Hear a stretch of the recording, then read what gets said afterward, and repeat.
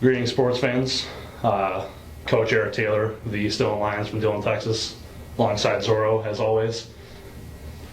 Welcoming you to another edition of NDN Sports Chat, special Halloween edition, if you couldn't tell. We really went all out for this one. We did. We got the decor right here, and we're good to go. Again, we're moving up in the world each week, so glad you're along for the ride.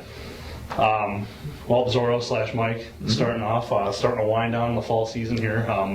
Not too much left on the calendar, if anything at all, there. No, yeah, we just most teams are done, but we do still have a couple teams going left in postseason action, and so it should be for Jasper County. We still have a couple things to be excited about. The first one, Linville Sully football, just obviously coming off a district championship, and now they're into the third game of the playoffs. They came off another win over Montezuma, another dominant win for those guys. Montezuma for sure was surprised by this one, 41-0. The Hawks are just rolling right now. Montezuma brought probably the biggest visiting crowd I've seen for a team all year. It was a real cool atmosphere for a game, but that whole side of the field was silent by about midway through the second quarter. 2 touchdowns for Caden Dahl, 2 for Bailey Sampson.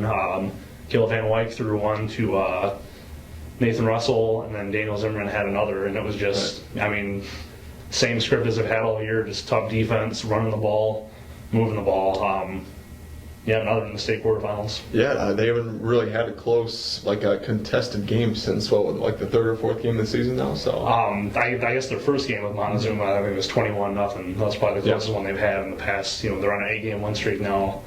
So, the closest one in the past few weeks. That's probably been about it, but they definitely settled the score a lot easier this time around. And another win would put them at the Unidome in the state semifinals. And I know since you and I have been here, we haven't seen the team get to the Dome yet. And PCM got to the quarterfinals last year and lost. So we'll see if Linville Sully can do it this week. Just any thoughts on the game coming up against BGM, another familiar opponent for them? They've had familiar opponents this whole run. BGM coming up, they beat them. I believe it was 33-7 the first time around. BGM's caught fire since then. That was their last loss. They're on a 7-game win streak. So, another game in Sully that the Hawks are in. So, should be a barn burner, I'm guessing, kind of like the rest of these have been. But, if Linville Sully keeps playing the way they're playing, I'd say they're playing on par with about any other team in the state right now.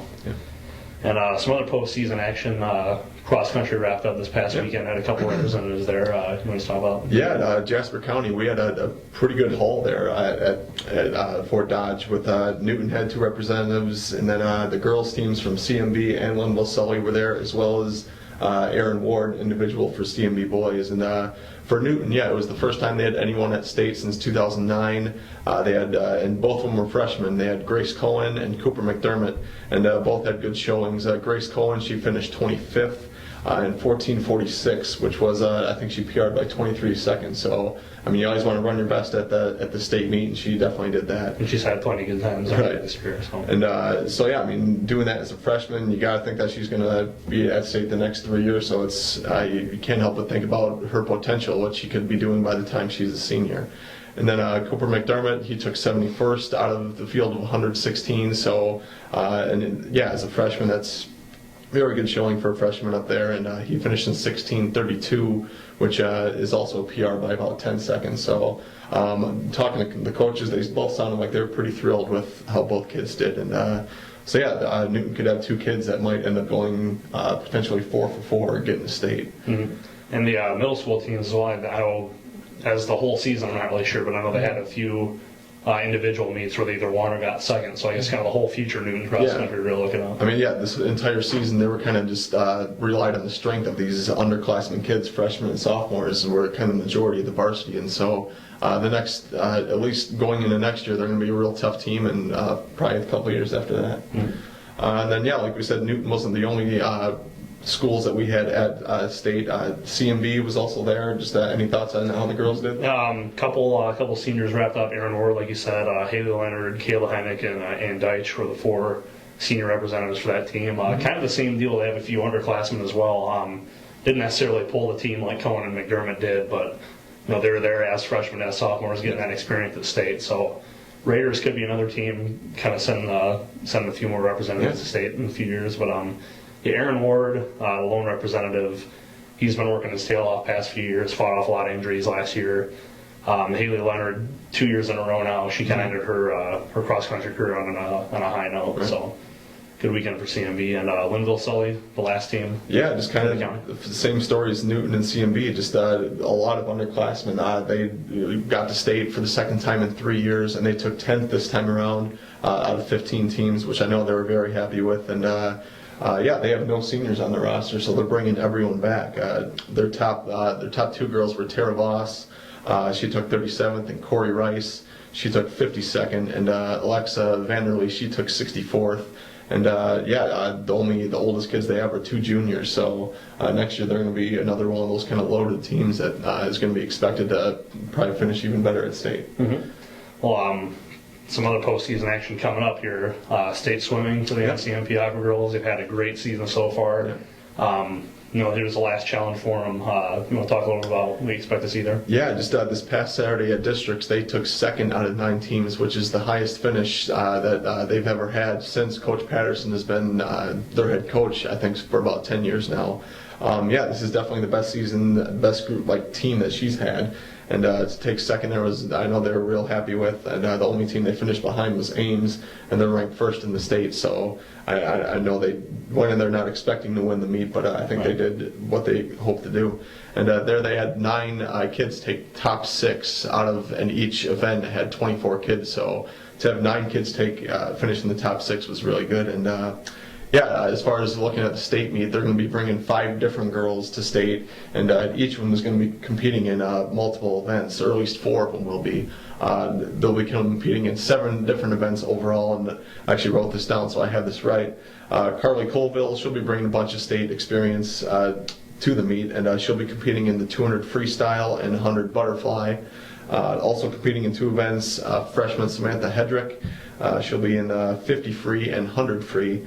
Then sophomore Hannah Scotton, individually she'll be in the 100 butterfly.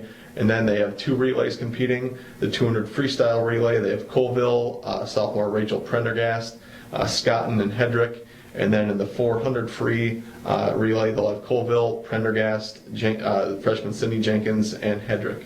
So Colville and Hedrick, they're going to be real busy there, each competing in 4 events. So, and I know Colville, she's competed in, I know it's probably 5 or 6 events over the past 2 years at state, so she'll be feeling right in her own up there. I know some of the other girls, being freshmen and sophomores, they'll probably have some jitters up there, but they always seem to swim pretty well up there at Marshalltown, and that meet will start at noon on Saturday. Mm-hmm. It's kind of the common theme of the show here, underclassmen really represented for a team. That's kind of the same deal with the Aqua Girls. Got a lot of underclassmen there competing along with Colville, who does have some experience, but that's another team with kind of a bright future. To think that this was the best season that they've had, just to think of what they could do next year and the year after is pretty amazing what their potential is going to be. Mm-hmm. So that pretty much finishes off what our fall slate will be at. I mean, after this weekend, depending on how Linville Sully does, they might be the only team that we have left going after this weekend. So it's really starting to wind down here as far as the prep coverage. But then also this weekend, college football, we got Iowa State hosting Oklahoma. Obviously, it's going to be a big matchup. Oklahoma is ranked, where are they? Still top 10, I believe, just outside it. So, I mean, it's another chance for a big upset. We'll see what happens there. It's an 11 o'clock start, so kids will have to get up early. And then Iowa is at Indiana, kind of still reeling from that their past couple of losses, and they still need to win a couple of games to get bowl eligible, so they could really use one this weekend. Mm-hmm. Yeah, and that'll do it for us. Not too much going on prep-wise. If you feel like, go ahead and go see the Hawks down in Linville Sully. Possible state run for them. Mm-hmm.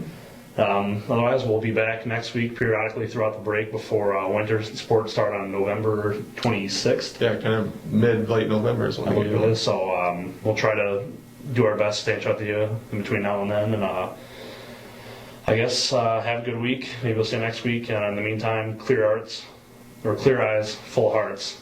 Can't lose. Happy Halloween. Happy Halloween.